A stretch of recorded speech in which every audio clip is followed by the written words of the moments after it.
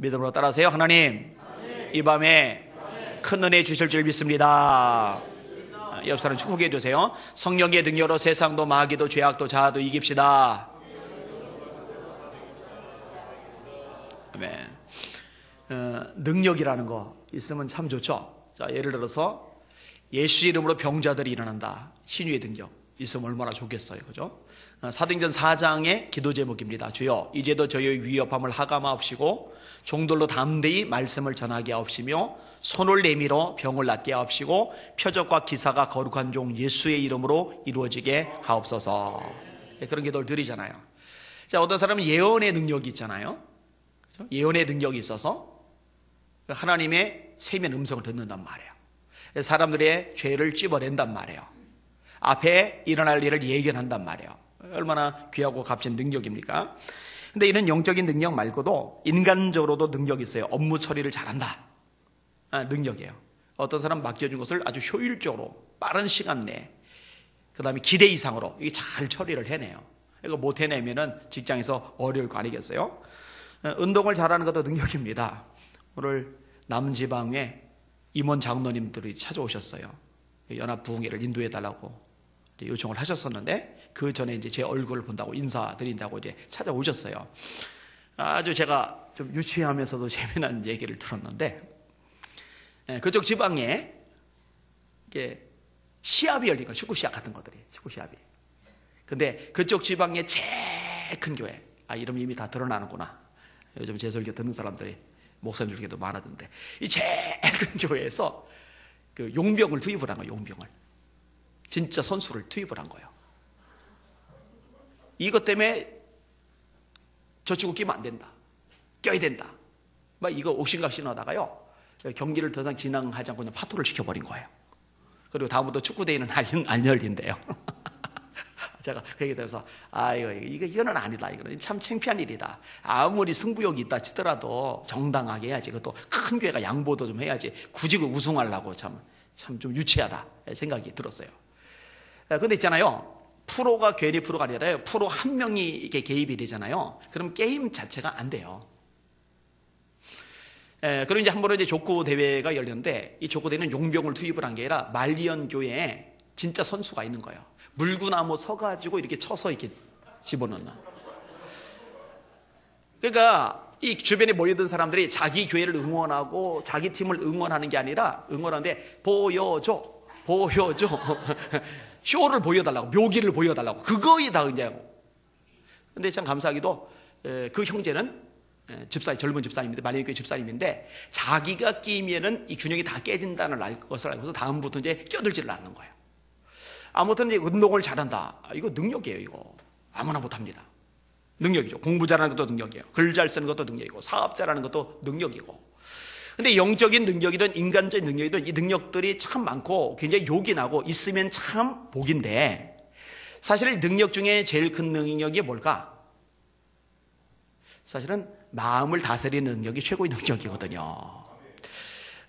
잠언서 4장이 이렇게 말씀합니다. 모든 지킬 만한 것 중에서 더욱 내 마음을 지키라. 생명의 근원이 이에서 나는 줄 알면이라.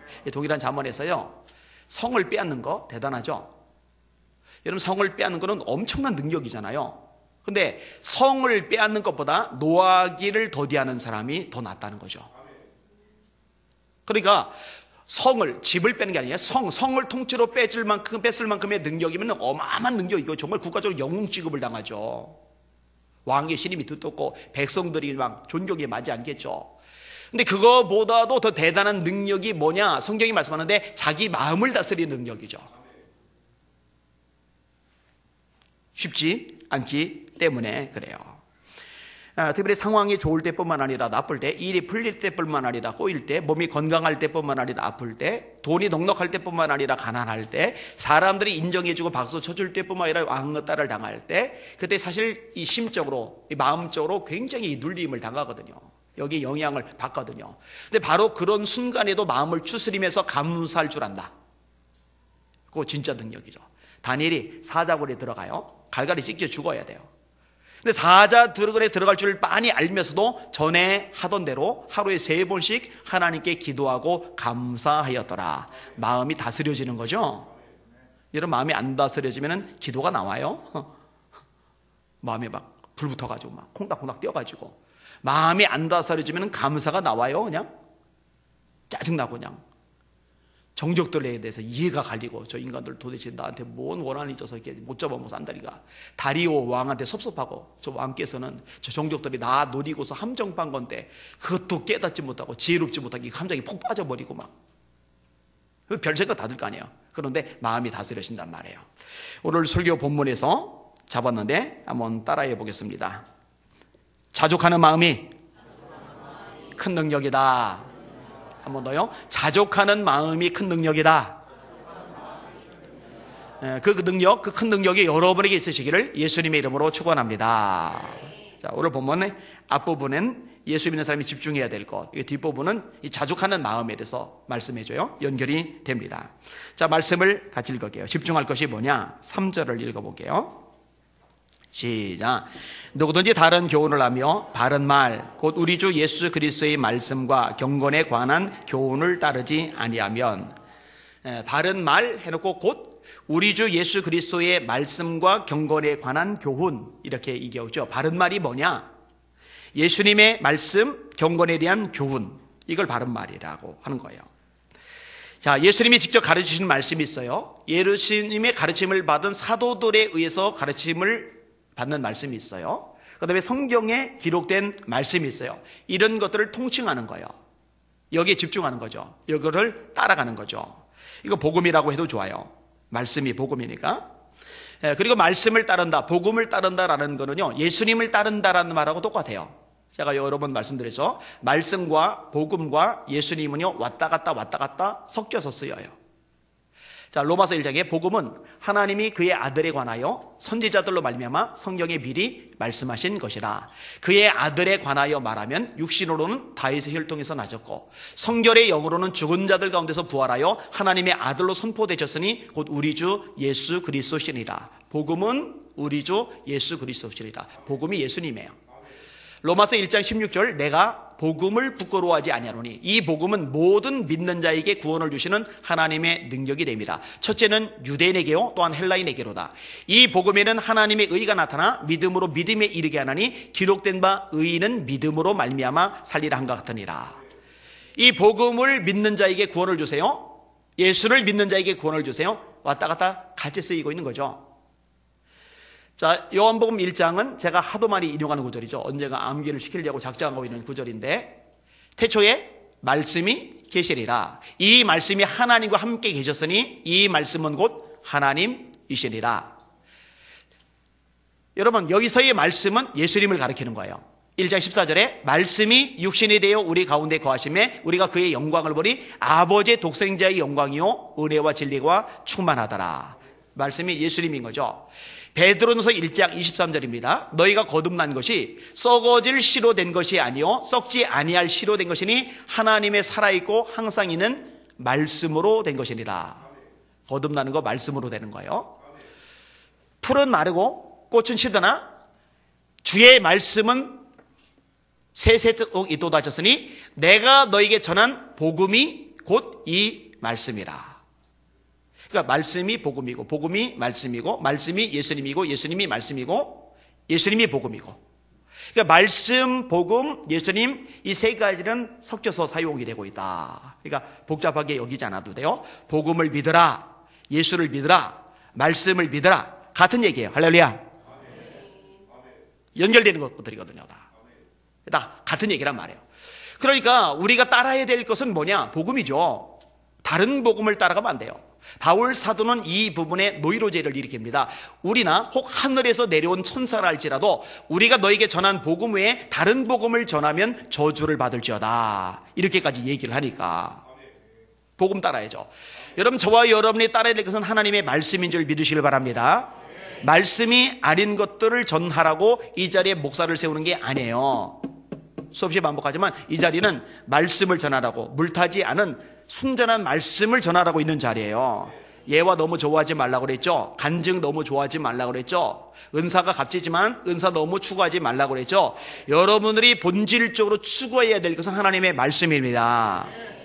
마가복음 6장에 그들이 나가 두루 전팔세 주께서 함께 역사하사 따르는 표적으로 말씀을 확실히 증거하시리라. 표적, 은사들은 무엇하라고 주느냐면은 말씀을 증거하라는 보조 수단으로 주는 거예요. 이게 본업인 거예요. 이게 핵심인 거예요. 당연히 우리 예수님 따라가야죠. 마귀 따라가면 안 되죠. 세상 따라가면 안 되죠. 죄악 따라가면 안 되죠. 돈 따라가면 안 되죠. 좀 이따 이제 돈 얘기도 그지 뭐 내게 될 거예요. 주님을 따라가야 돼요. 주님의 말씀을 지켜야 돼요. 산상수훈의 결론이 뭐예요? 내 말을 듣고 지키는 자는 그 집을 반석 위에 지은 지혜로운 사람 같으리니 바람이 불고 비가 나고 창수가 나서 그 집에 부딪히되 무너지지 아니하나니. 이는 그 집을 반석 위에 놓은 연고요. 내 말을 듣고 지키지 않는 자는 그 집을 모래 위에 세운 어리석은 사람 같으리니 바람이 불고 비가 나고 창수가 나서 그 집에 부딪히되 무너짐이 심하리라. 예수님의 가르침의 엑기스의 결론이 뭐냐? 니들 내 말 듣고 지켜야 돼. 그 사람은 안 무너져. 어려움 겪어도 환난 겪어도 문제 많아도 절대로 신앙이 안 무너질 거야. 그런데 내 말을 듣고 지키지 않는 사람은 평상시는 똑같은데 결정적인 위기를 만날 때, 바람이 불 때, 비가 날 때, 창수가 날 때 신앙이 와르르르 무너져 내릴 거야. 그게 어리석은 사람이야.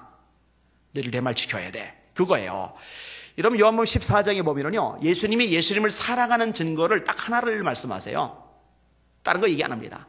나의 계명을 가지고 지키는 자라야 나를 사랑하는 자니, 나를 사랑하는 자는 나의 아버지께 사랑을 받을 것이요 나도 그를 사랑하여 그에게 나를 나타내리라. 21절이죠. 따라합시다. 나의 계명을 가지고 지키는 자라야 나를 사랑하는 자다.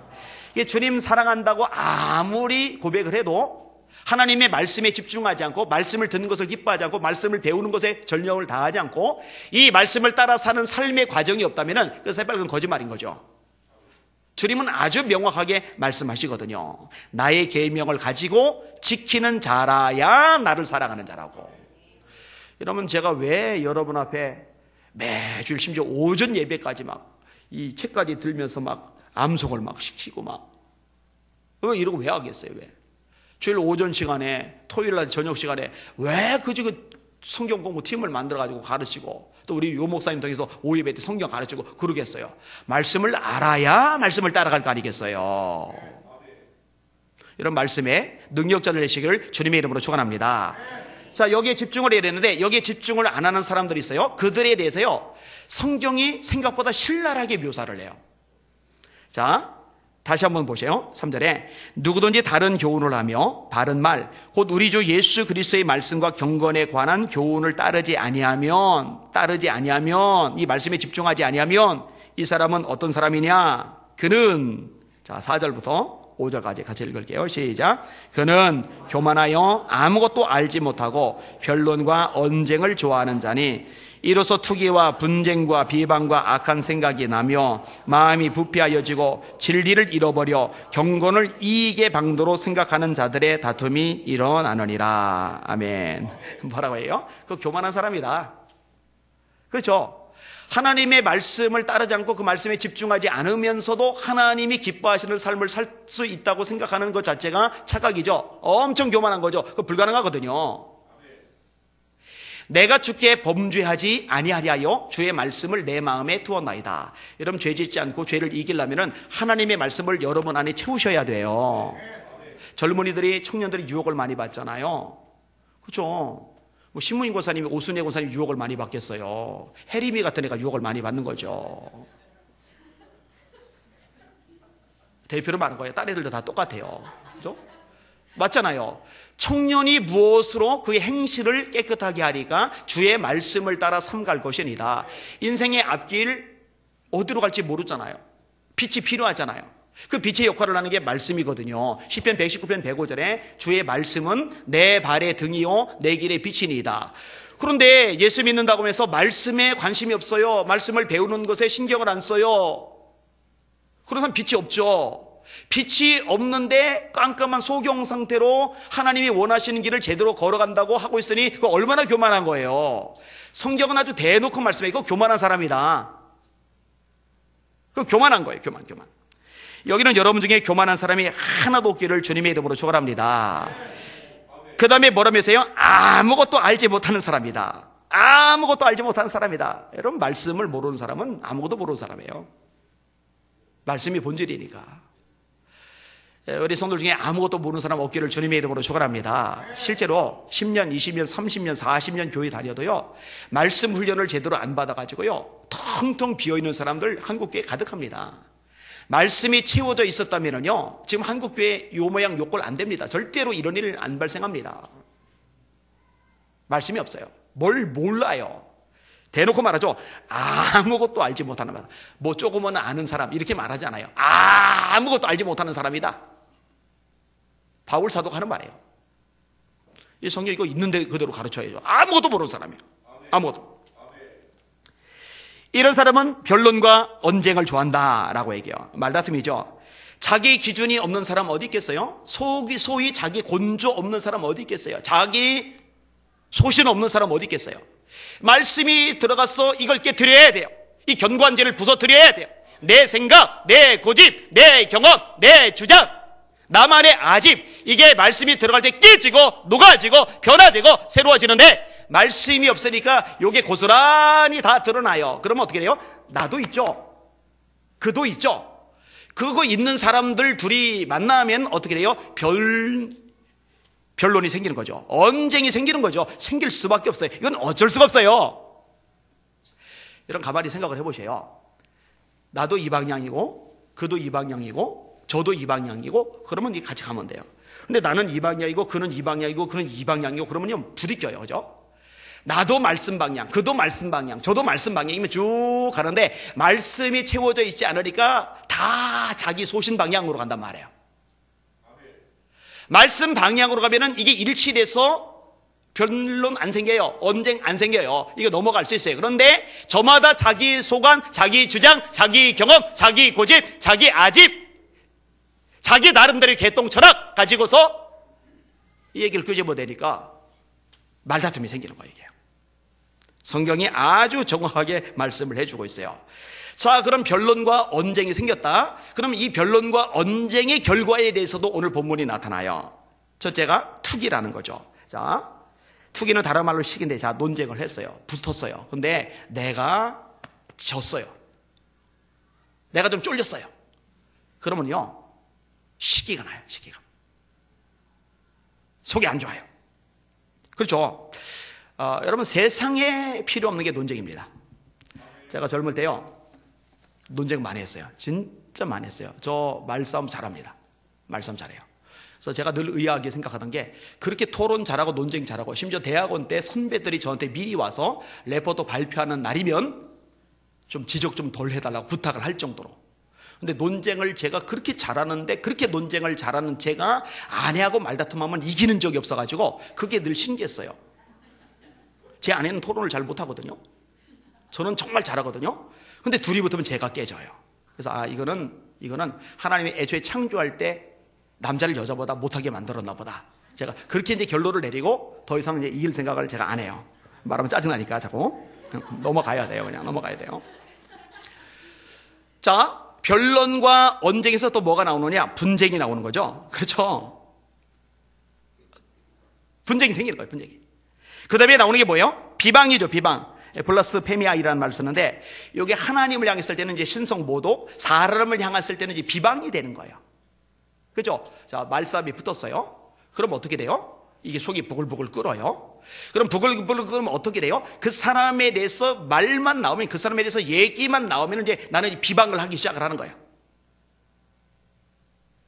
정확하죠, 성경이. 아주 정확하게 진단을 내려주고 있어요. 근데 여러분, 성경은 비방에 대해서 아주 명확하게 말씀을 하십니다. 형제들아, 서로 비방하지 말라. 따라합시다. 형제들아, 서로 비방하지 말라. 자, 옆 사람 보고 말하세요. 제가 당신을 절대로 비방하지 않겠습니다.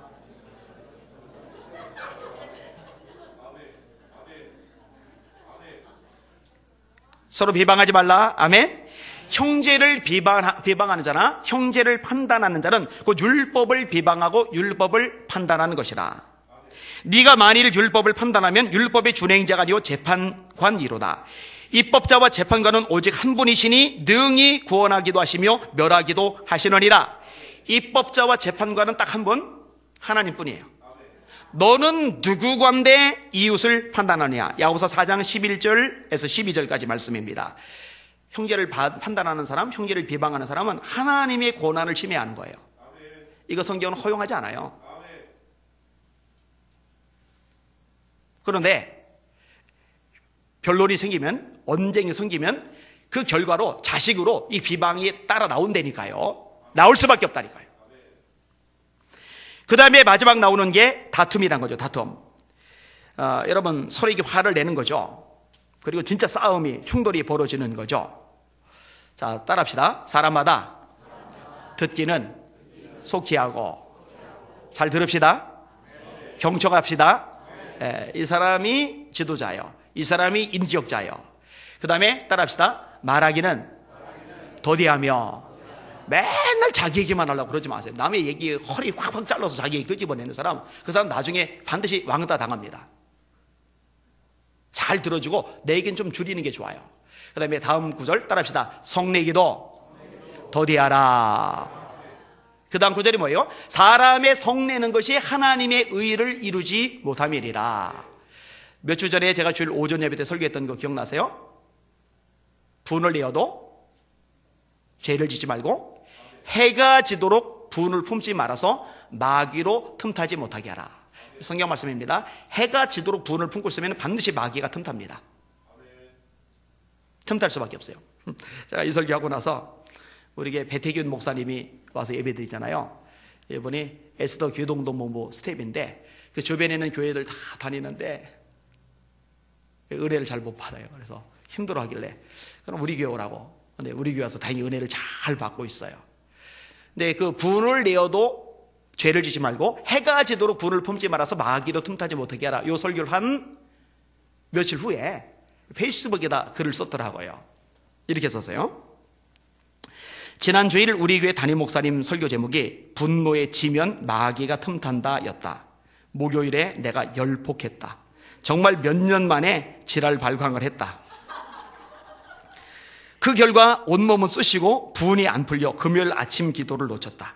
기도를 못하니 내가 기도해 주고 있는 두 사람에게 안 좋은 일이 생겼다. 한 친구는 회사에서 어려운 일을 겪고 한 친구는 무섭다고 연락이 왔다. 그 이야기를 듣고 마음이 철렁 내려앉았다. 아, 마귀가 틈타는 것이 이런 거구나. 분노에 지는 것은 마귀에게 지는 것이구나. 영적인 원리를 다시 한번 깨닫게 되었다. 근데 여러분, 요 모든 것들이 다 어디하고 연결되냐면요, 말씀을 따라가지 않으면 여기에서 다 걸려 나오는 것들이에요. 이걸 이길 수 있는 비결은 딱 하나뿐인 거예요. 하나님의 말씀이 우리 속에 채워지는 거. 여러분, 저도 똑같아요. 말씀으로 이렇게 꽉꽉꽉꽉 채워지지 않으면요, 인간적인 것들이 채워질 수밖에 없어요. 여러분, 이 컵 안에 물이 차 있지 않으면요, 빈 상태가 아니라 공기가 차게 돼요. 물을 채워놔야 공기가 틈을 못하는 거죠. 우리 마음도 마찬가지인데 하나님의 말씀으로 채워져야 작동산의 것들이 우리 마음을 채우지 못하고 빠져나간다는 거 깨달으시기를 주님의 이름으로 축원합니다. 말씀에 집중하셔야 돼요. 놓치지 마셔요. 자, 이게 마음과 관련된 거죠. 마음의 말씀을 채움으로 말미암아 온갖 작동산의를 쫓아내는 거죠. 그 다음에 이제 마음과 관련해서 또 하나 중요한 메시지를 전하는데 그게 소위 자족이라는 거예요. 스스로의 상태에 대해서 만족해야 하는 마음. 이 정도면 충분하다고 감사하는 마음. 이걸 가리켜서 자족이라고 하거든요. 자, 6절과 7절, 8절 같이 읽겠습니다. 시작. 그러나 자족하는 마음이 있으면 경건은 큰 이익이 되느니라. 우리가 세상에 아무것도 가지고 온 것이 없음에 또한 아무것도 가지고 가지 못하리니 우리가 먹을 것과 입을 것이 있은즉 족한 줄로 알 것이리라. 아멘. 이 경건은 큰 이익이 된다는 말이 나오는데 경건이 뭐예요? 하나님을 기쁘시게 하는 자세, 말, 행동, 이걸 통칭해서 경건이라고 그래요. 경건. 하나님은 경건한 자를 찾으시죠. 하나님 여러분이 경건하기를 원하세요. 이 경건은 거룩하게 천천히 걷고 막 표정도 엄숙하게 그냥 근엄한 표정 짓고 그걸 말하는 게 아니에요. 예수님이야말로 경건한 분이죠. 예수님 막 근엄하게 천천히 걸어요. 말도 조용조용 말하고 막 애들은 가라. 예수님 그러지 않아요. 어린 아이들을 용납하고 내게 오는 것을 금하지 말아라. 하나님 나라가 이런 자의 것이리라. 먹기를 탐하는 사람이래요. 사람들이 예수님을 비방했던 비방 중에 하나예요. 맨날 금식하고 그냥 천천히 밥 한 숟가락 그 70보씩 씹고 막, 그러면은 먹기를 탐한다 그런 얘기 안 하겠죠. 예수님 잘 드셔요. 잘 웃으세요. 제가 처음 전도사 됐을 때요, 진짜 무게 많이 잡았는데 성경을 반복적으로 읽다가 제가 깨졌잖아요. 예수님이 절대 그런 분이 아니시더라고요. 잘 어울리고 잘 드시고 잘 웃으시고 애들하고도 조화를 이루시고 막, 그게 예수님이더라고요. 이 경고는 자세의 문제고 삶의 문제예요. 겉으로 엄숙하게 하는 거, 그걸 말하는 게 아니라는 거죠. 그런데 이 경건이 그렇게 가치 있고 의미가 있는 건데, 자족하는 마음이 경건에 큰 유익이 된다는 거예요. 자족하는 마음이. 질문할게요. 여러분, 자족하세요? 지금 현재의 삶에 대해서, 지금 현재의 처지와 형편에 대해서 만족하셔요? 감사하셔요? 그걸 자족이라고 그래요. 그게.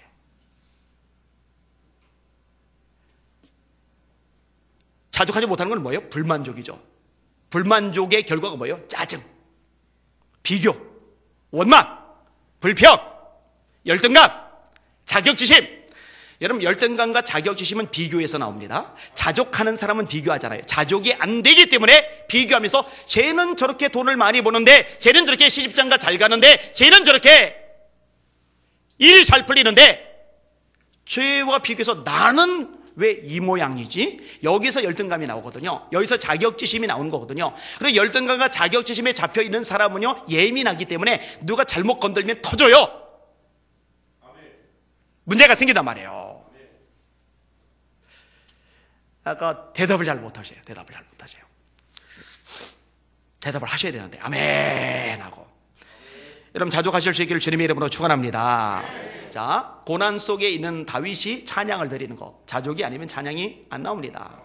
아까 말했듯이 사자굴에 처박혀야 되는데 그 와중에 감사하는 것, 자족이 안 되면 감사가 안 나옵니다. 바울 사도 봐요. 매 맞았어요. 감옥에 갇혔어요. 이전에 잘 나갈 때 생각 떠올리면서 제사장들의 권력이 자기에게 거저 주어지고 고난을 위임해 줬잖아요. 바리새인으로 존경받고 실력자로서 추앙받고 성공, 출세, 돈, 명성, 인기, 영향력, 이 대중적인 장악력, 이 모든 것들이 거저 굴러오던 그 시절과 비교하면서 그때에 비해서 너무나 초라하고 가난하고 아프고 묶이고 꼼짝달싹 못하고, 아유, 이게 뭘까? 그러면은요, 찬양이 안 나와요. 한밤중에 바울과 실라가 하나님께 기도하고 찬미함에 죄수들이 있더라. 자족하는 거죠. 그 자족에 대한 표현이 빌립보서 4장이죠. 내가 풍부에 처할 줄도 알고 궁핍에 처할 줄도 알아. 모든 일에 배부르며 배고픔과 풍부와 궁핍에도 일체의 비결을 배웠노라. 내게 능력 주시는 자 안에서 내가 모든 것을 할 수 있느니라. 그 앞에 보면 내가 어떠한 형편이든지 이거는 좋은 것만 아니라 나쁜 것도 포함되는 거예요. 어떠한 형편이든지 자족하기를 배웠노니, 거기서 자족이란 단어가 또 나와요. 배우는 게 두 개죠. 일체의 비결을 배웠다, 자족하기를 배웠다. 따라합시다. 자족은 배우는 것이다. 다시 말해, 그냥 속에서 솟는 게 아니라 배우는 거예요. 배우는 거. 그냥 본성적으로 성향적으로 가지고 태어나는 게 아니라 없었던 사람이 배워서 습득해서 내 것을 만드는 거예요. 여러분, 배우는 게 그거잖아요. 수학 공식 몰랐는데 배워서 내 거 만들어요. 영어 몰랐는데 배워서 내 걸 만들어요. 배워서 내 것을 만드는 과정, 그게 필요하다는 거죠. 자족도 이 과정이 필요합니다. 이거 배우시는 여러분들 되시기를 주님의 이름으로 축원합니다. 오늘 본문에요, 아주 노골적으로 이런 얘기를 끄집어내요. 우리가 세상에 아무것도 가지고 온 것이 없음에 또한 아무것도 가지고 가지 못하리니 먹을 것과 입을 것이 있은즉 족한 줄로 알 것이리라. 하나님 말씀이죠. 오늘 밥 한 숟가락도 못 드신 분 손 들어보세요. 제가 금요일에 끝나고 예총 감자탕집에서 뼈해장국 사드릴게요. 뼈해장국 싫은 분들은 순댓국, 싫은 분들은 칡냉면 제가 사드릴게요. 자, 오늘 진짜 한 숟가락도 못 드신 분, 김 여사님 못 드셔서 한 숟가락도? 진짜요? 거짓말하면 지옥 가요. 끝나고 기다리세요, 여러분. 제가 11시 반에 기도 끝나니까 그때까지 기다리세요, 기도하면서. 지금 입을 거 없어서 하나도 못 입으신 분 손 들어보세요. 다 입었네. 다 입었네. 먹을 것과 입을 것이 있은즉 족한 줄로 알 것이리라. 우리가 세상에 아무것도 가지고 온 것이 없으면, 여러분이 혹시 태어날 때 금 한 5돈쯤 손이 쥐고 태어난 애기 있어요? 태어날 때? 우리 효빈이 태어날 때 개척기 지학교에서 빡빡 길 때인데, 그때 효빈이가 으에 하고 태어나면서 또 효원이가 으에 하고 태어나면서 금 한 10돈짜리 손에 쥐고 태어났다면 얼마나 좋을까. 그럼 그거 팔아가지고서 쌀 사고 막 반찬 사고 막 생활비 썼을 텐데, 여러분 태어날 때 뭐 가지고 태어나요? 금비녀 가지고 태어나요? 아유, 아무것도 안 가져와요. 맨손으로 써요, 맨손으로. 여러분 갈 때 뭐 가지고 가요? 장례 치를 때 노잣돈, 저승길 노잣돈 필요하다고 돈 막 집어주는데 그거 못 써요. 못 가져가요. 세상에 아무것도 가지고 온 것이 없으면 또한 아무것도 가지고 가지 못하리니 먹을 것과 입을 것이 있은즉 족한 줄로 알 것이리라. 여러분 만족합시다. 만족합시다. 욥이 고백하죠. 내가 적신이 그에게 살았고 적신이 그에게로 돌아올지니, 이게 맞아. 주신 자도 여호와시오 취하신 자도 여호와시니 여호와 이름이 찬양을 받을지니라고 욥이 어리석게 하나님을 원망하지 아니하니라. 감사하셔요. 감사하시란 말이에요. 하박국 비록 무화과나무가 무성치 못하며 포도나무에 열매가 없으며 감람나무에 소출이 없으며 밭에 먹을 것이 없으며 우리의 양이 없으며 외양간에 소가 없을지라도, 제가 볼 때 성경에 나오는 표현들 중에요, 가장 밑바닥을 표현한 구절은 그 구절인 것 같아요. 하나라도 좀 멀쩡하게 있어야 되는데 멀쩡하게 하나도 없는 상태니까, 진짜 쑥대밭 상태니까. 그런데 뭐라고 배겨요? 나는 여호와로 말미암아 즐거워하며 내 구원의 하나님으로 말미암아 기뻐하리로다. 그 다음 구절이 비결이 나오죠. 주 여호와는 나의 힘이시라. 진짜 힘이 뭐예요? 하나님 한 분이신 거죠. 근데 여러분 가만히 보시면요, 사람들이요 우상숭배를 해요. 우상숭배가 뭐냐? 하나님보다 더 대단한 존재가 우상이잖아요. 그게 뭐냐면 돈이거든요. 돈이 내 힘이에요. 그러니까 돈 있으면 힘이 나요. 근데 돈 없으면 힘이 빠져요. 돈 있으면 감사해요. 돈이 없으면 짜증나요. 남편이 돈 잘 벌어주면 황제 대접해요. 돈 못 벌어주면 거지 취급을 해요. 주 여호와는 나의 힘이시라. 주 여호와는 나의 힘이시라. 하나님이 진짜 힘이 되니까 다른 게 초토화됐는데 그래도 여전히 기쁜데, 사실은 하나님이 힘이 아니라 돈이 힘이니까 돈이 날아가는 순간 기쁨도 감사도 다 날아가 버리는 거죠. 저는 이런 부분은 담대하게 말할 수 있어요. 지금이나 옛날에 개척교회 시대 때 박박 길 때나 사실은 동일하니까. 근데 여러분 이거 동일해야 돼요. 제가 종종 하는 표현이 있어요. 따라합시다. 없으면 자족하면서 감사하고, 있으면 누리면서 감사하자. 그러니까 없어도 감사, 있어도 감사. 있을 때는 누리는 거, 누리는 것도 배워야 되는 걸 제가 알았어요. 풍부에 처할 줄도 알아. 그 구절을 저는 결혼 초까지만 해도 몰랐어요. 그래서 아내가 고생을 많이 했죠. 왜냐면 전혀 못 누리겠으니까. 아무것도 못 누리겠으니까. 사달라는 거 하나도 안 사줬잖아요. 그냥 신혼여행 가서 빵하고 컵라면을 사줬겠어요, 제가. 누릴 줄 몰라서. 근데 지금 이제 누리는 걸 배웠어요. 하나님 주신 건 누리는 것도 감사한 거예요. 그죠? 없으면은 짜증나는 게 아니라 없으면 자족하는 거예요. 자족함으로 감사하는 거예요. 자, 9절 10절도 마찬가지 맥락인데 이 두 구절 조금 더 설명하고 정리를 할게요. 9절과 10절 시작. 부하려 하는 자들은 시험과 올무와 여러 가지 어리석고 해로운 욕심에 떨어지나니 그 사람으로 파멸과 멸망에 빠지게 하는 것이라. 돈을 사랑함이 일만 악의 뿌리가 되나니 이것을 탐내는 자들은 마다 믿음에서 떠나 많은 근심으로써 자기를 찔렀도다. 아멘. 질문. 성경은 부자에 대해서 또는 부자가 되는 것에 대해서 틀려먹었다고 정죄를 합니까? 정죄하지 않습니까? 아리아리 하면 대답을 안 하는 거죠. 예. 자, 정죄를 한다 생각하는 분 손 들어보세요. 정죄하지 않는다라고 생각하는 분 손 들어보세요. 나는 안 드는 사람이 제일 싫어요.